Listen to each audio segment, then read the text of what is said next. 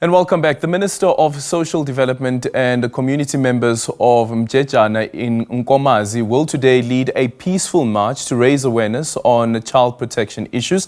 This comes after concerns were raised about ukuthwala being practiced in the area where girls as young as 12 years old end up in relationships with older men who impregnate them and pay off the family to stop them from opening a criminal case or criminal cases. Our reporter Nonhlanhla Jele is joining us now. Nonhlanhla, good morning. Thank you so much for making time for us. Tell us about some of the people that have gathered there, but also these stories that have prompted this peaceful march.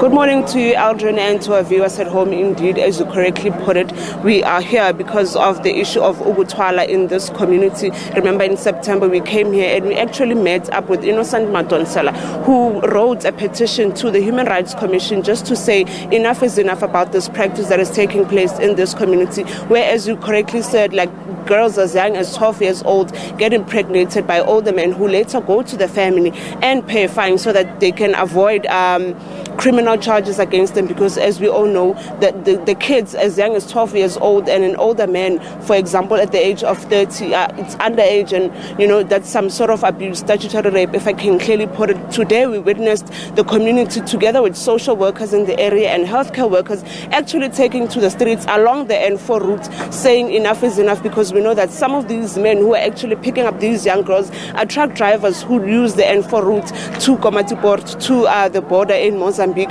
So the community actually came out in their numbers this morning and did a young 6-kilometer walk around the community condemning these acts that are taking place. But joining me now is Innocent Madonsela, who actually started this movement, who actually came up with this idea and wrote to the Human Rights Commission and actually had a petition of about 3,000 signatures. Innocent, thank you so much for your time.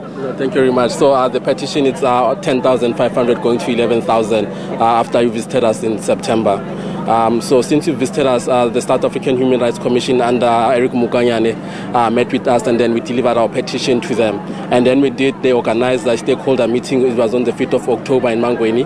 Multiple stakeholders from tribal leaders to DSD, health and everyone. And then we started collecting data from them.